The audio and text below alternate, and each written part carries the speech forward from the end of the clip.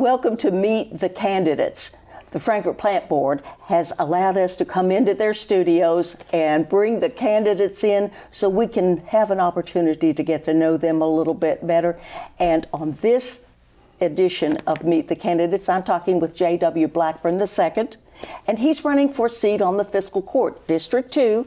And we're going to find out a little bit more about him and about what he would like to accomplish from the Fiscal Court seat. So, J.W., great. Thank you for coming in. First, as promised to the viewers, I'd like for you to tell us a little bit about yourself, about how you function within the community, and why in the world you decided to tackle this new responsibility. That's wonderful. Well, thank you so much first for having me. I really appreciate the opportunity to speak with you and have the opportunity to have some airtime, which I think is a great service that they're doing for the community. First of all, I'm 46 years old. I'm a school teacher at Franklin County Career and Technical Center. I've been there for 14 years. I'm a lifelong resident of Franklin County. I went to Eastern Kentucky University, and then from there I went into construction and started my own construction business. I had a partnership with some friends, and then I eventually bought them out and was a sole proprietor. I did that for about almost 14 years total in the construction industry, and then 14 years teaching. And I'm still teaching, and I plan to continue to teach. I love it. It's my passion. I counted this year, I've had 1,000 students go through my program in the last 14 years. So, and I have a deep desire to help the community. I always try to go out and usually you don't have to go find people in need. They're right in front of you every day. And I try to do my best to help people when I can. And I have a great position to do that as being a teacher at the Career and Technical Center. And yet you're willing to tackle a heavy-duty responsibility of acting as a fiscal court magistrate. It's a very big responsibility. And I feel we've kind of had, it seems like, the status quo with our fiscal court and the way that our county tax dollars have been handled. A lot of times we've been putting out fires and you know, a figure of speech instead of being proactive with what we do. We've had some members on the court try to go in different directions, I feel, and it seems like we can't get consensus on something moving forward. I feel like it's time for a new voice, somebody that's going to represent the people directly and put the issues in front of them when they come, and sometimes before the people even see them coming. There's some issues that the fiscal court sees that the people won't know about until they bring it to their attention. Of course, you're going to be working on the fiscal court as a whole, right. But describe for us District 2. District 2, it's a wonderful district. It's to me, it's like the heart of the East Side. It's all of 421, going all the way up to the county line. And it includes Duckers, Governor's Place, Spring Hill. It goes out Ducker Station Road and gets to the area by the golf course, Buena Vista, and those streets. And then as it comes into town, Pine Hill Village, which is a kind of a newer community right there, Governor's Place. And then when you get to Versailles Road, we have across the street, we have Cardinal Hills. And then if you go left, we have Jettown. We go all the way out Versailles Road there, out Duncan Road. And then coming back, we have Cardinal Hills. We have Terra Linda, we have Inverness. We have the Lions Drive neighborhood, Sunset Drive neighborhood. And then back on the east side of Versailles Road, we have Country Lane, Bon Air, and Two Creeks. And it goes all the way out on Lions Drive side to Prince Hall Village, and then over on the Two Creeks side, it goes all the way to the apartments behind Kroger. And there must have been a county judge or somebody back in the day, it grabs Westover, right over there on that side of the street. And I've heard some stories about that, but I'm glad that it has parts and pieces of different neighborhoods and has whole subdivisions included. And I think it's a heart. We've got a really high socioeconomic group, And then we've got lower, so we've got the whole socioeconomics covered, I think, in the second district. Which means you get all of the problems. I know. You will have a piece of any problem that comes into the county, I do believe. Right. Now, what do you see as being the major issues that are going to face the fiscal court over this next term? I think our major issue is going to be revenue. I think we have so many needs in our district.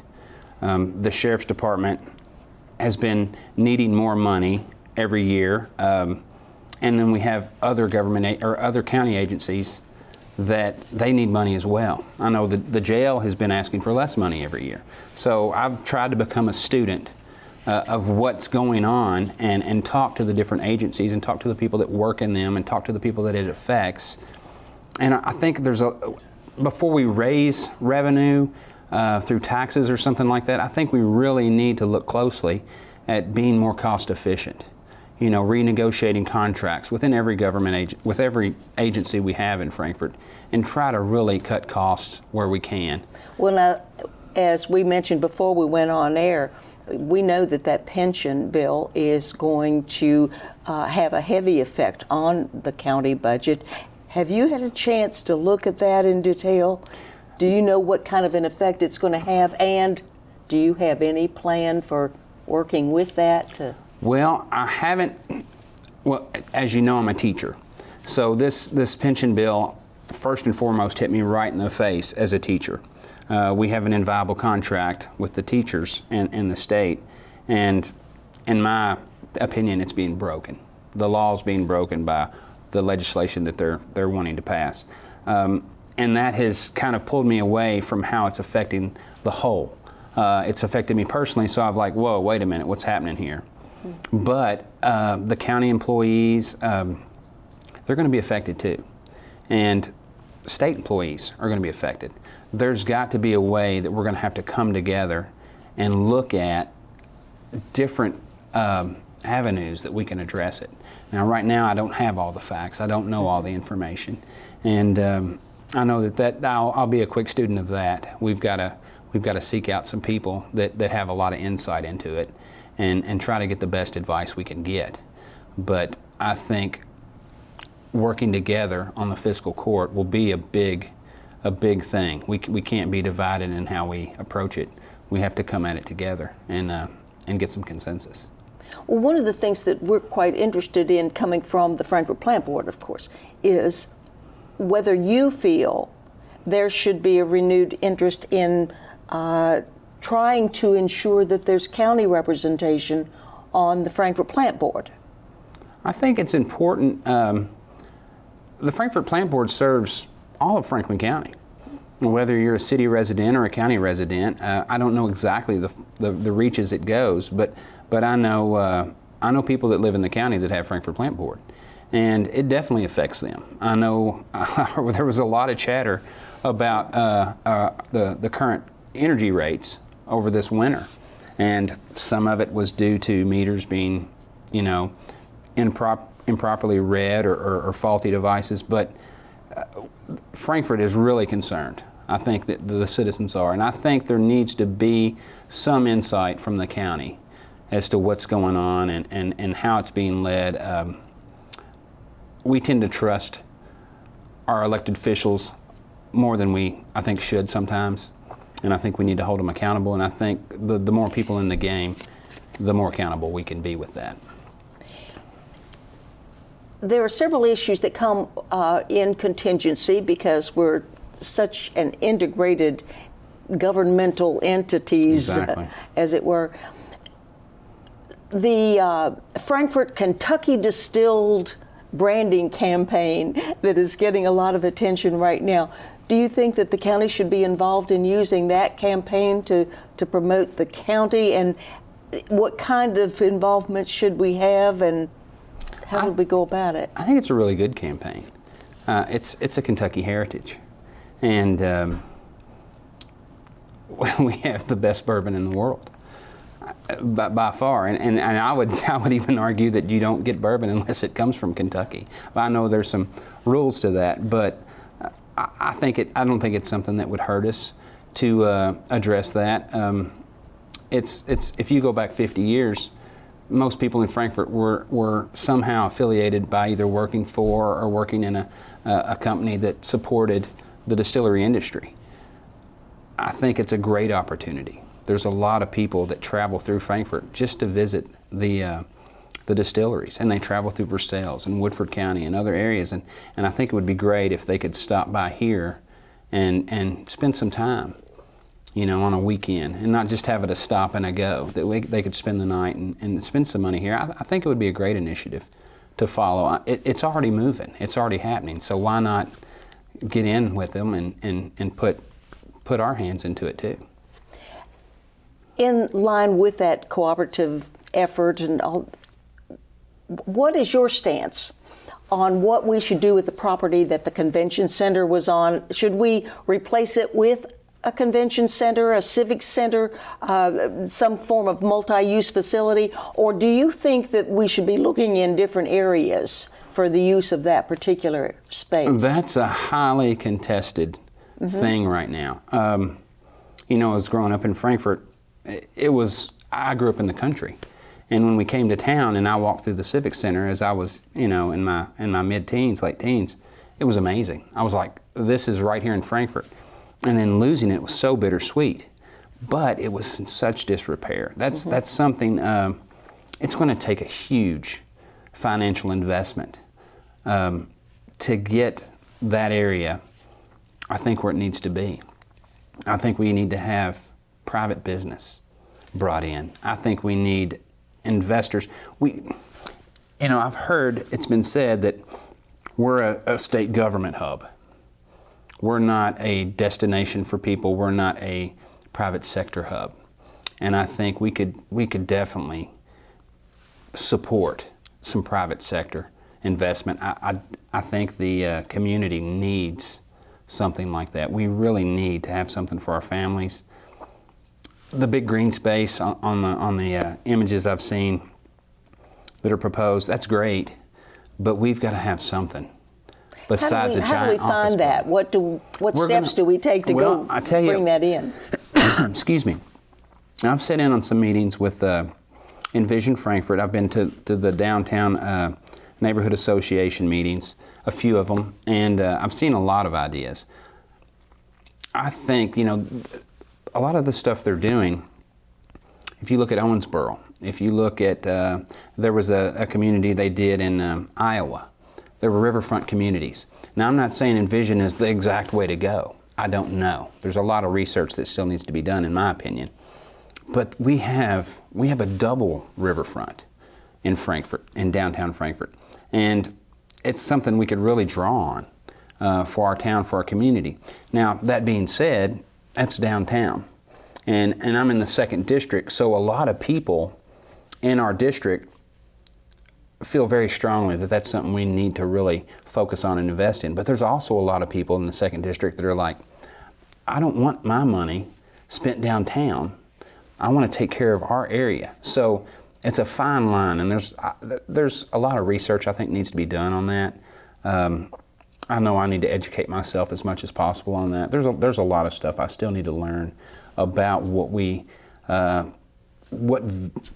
not exactly the vision, but what avenues we can take towards that in the future. What issues do you see that would affect the 2nd District that you think you could jump in there and try to find a way to resolve it and deal with it, whether it's pro or con? What, the 2nd District jumping into the downtown? No. What issues do you see affecting 2nd District that you think you should concentrate on? Well, there's a lot. The area towards Two Creeks, and then it flows down off of 460 into a different district. The Elkhorn Creek Basin, we have a tremendous time with it flooding. It floods all the time, and we need to look at that more closely. There's a lot of damage that happens there. We just had a gentleman get stuck out in the middle of it, and luckily a young man that I know very well, he was able to go out there and help him. We shouldn't have issues like that. in our communities. We need to address those drainage issues. We need to address our streets, our county roads in our area. I know they're replacing, in my neighborhood, they're replacing some gas lines, water lines.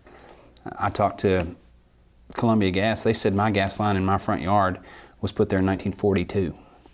It looked like a Fred Flintstone pipe. It was scary. My neighbor's gas leaked 2 years ago. The next to them leaked last year. I know that's an issue with Columbia Gas, but there's a lot of our infrastructure that's in our district that needs to be brought up to current standards, safety standards. And there's a lot of areas I need to look at. There's a lot of things Are that we there need to some look steps at. that you think you could propose to find a resolution for those problems? Well, I think bringing it to light is a big thing. I know that Columbia Gas has stepped up and they've started, I've gotten a lot of correspondence in the mail with them about what they're going to do, particularly just for me in my house. I've talked to some of my neighbors and things that they're doing to replace the lines. But as county government goes, our county road department, it's sad. When I went in, I've seen their facility is not up to standard. You go to surrounding counties, they have a great facility, and I'm not putting them down. They have a great group of people that work there. I went to school with some of these guys, and they're doing the absolute best they can with what they have. But I feel like we're appropriating money maybe at the person that's crying out the loudest. We need to address our financial issues as they're needed, as things, and do some foresight into. We need to get this addressed before it becomes an issue, before it becomes a problem. There's a lot of drainage issues just on streets. When we have a hard rain and a storm drain is clogged up or broken, where a piece of equipment or just over time it has crumbled, it'll flood somebody's street, and flood insurance won't cover that in their house because you don't live in a floodplain. So there's some things that simple things that we could do a day here, a day there with our county road department to fix these drainage problems and things like that. And I think that's something we could address right off the bat. How do you go about setting the priorities for that? Do you Well, that's an interesting question. There's a lot of priorities. Everything is the most important thing to people. I've sat down with people and said, I need a list of 10 things. I need a list of 5 things. Give me your top one thing. And I've spoken to a few people that are like, well, number 1 is this. And then we get 10 minutes into the conversation and they say, well, and this is number 1 too. And I'll read it 15 minutes later and go, we've got 3 number 1s here. And you'll find that they're different with every individual. We have some that people agree on. But I think we just really need to look at our current budget levels at the different agencies and see their level of achievement, see their level of efficiency, see their staffing needs. We've had a lot of turnover in some areas with personnel, and when you're always trying to train new personnel, you can't be efficient. And if you can retain personnel that are good personnel, what do you think would be the step to take to try to improve that situation? Well, first of all, we just got to save money. We've got to save money so that we can spend it on the things we need. We need to renegotiate every little contract. I mean, nickels and dimes. At my household, if there's an economic crunch, we sit back, we look at everything, and we count our costs, and we go in with a plan. And I think the county government, I know the county government does that, but we need to do it with a fine-tooth comb. We need to make sure. I'm not taking this. I had a question yesterday from a guy. What do you think about your pension that you're going to get and your retirement benefits as a magistrate? And I was like, I'm not even thinking of that. This is a part-time job that I want to do to make things better. I'm not looking at it for retirement. I'm not looking at it for benefits. I'm looking at it, we need to help our town. I've got a retirement and benefits with my current job. And I'm really passionate. I want to make it better. I want to meet with the smartest people. I want to talk with the idea makers. I want to make things happen. And I want to get this moving in the right direction. As you have said repeatedly through this conversation, communication with your constituents is the key to all of this. But how do you go about doing that? What steps do you plan to take to make sure that you have an opportunity to hear from each of those constituents? Well, first of all, social media is something that a lot of people use well and a lot of people use terribly. I have some really good friends, and don't forget, I work with teenagers every day, so I get all kinds of hints. Oh, Blackburn, you're doing this wrong. You need to do this, and I'm like, we're not talking about campaign at school, and they're like, no, I just looked at your Facebook page. You need to work on it. There's ways. There is a. They give the magistrates an expense account.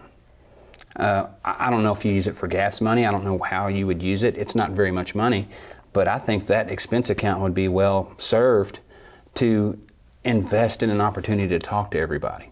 Whether I take out full-page ads in the paper or whether I go on a social campaign where I go into every household and say, look, log onto this website or look at this Facebook page, or I know a lot of the neighborhoods already have neighborhood association pages where they talk to one another. And that's a good way to get people to buy in. Another thing, a lot of people will talk about what they want and what they want to do, but they don't want to talk about it until after the fact, till they get an opinion about what's been done. And I want to get people on the front end of the conversation, because as a magistrate, they are the closest elected official to the voter. And I think it's a direct representation of the people. Now, I know all the people aren't going to agree on the same thing, and that's the whole conundrum. But if we can get a majority of the people looking at an issue and agreeing on steps to move forward, I want to include everybody in that conversation, because I'm not a career politician. I haven't been raised up through the ranks of this is how this works, this is how that works, and this is how you lobby, and this is how you campaign. I'm a school teacher, and I'm a problem solver. That's our main thing. As a builder, I was a problem solver. We had a problem, we fix it. And I want to put that in front of the people and give them an opportunity and be their direct voice and say, oh, well, that issue, I talked to you guys about it. You all got to make that decision. And that's how I voted. And I want to tell them before the vote happens.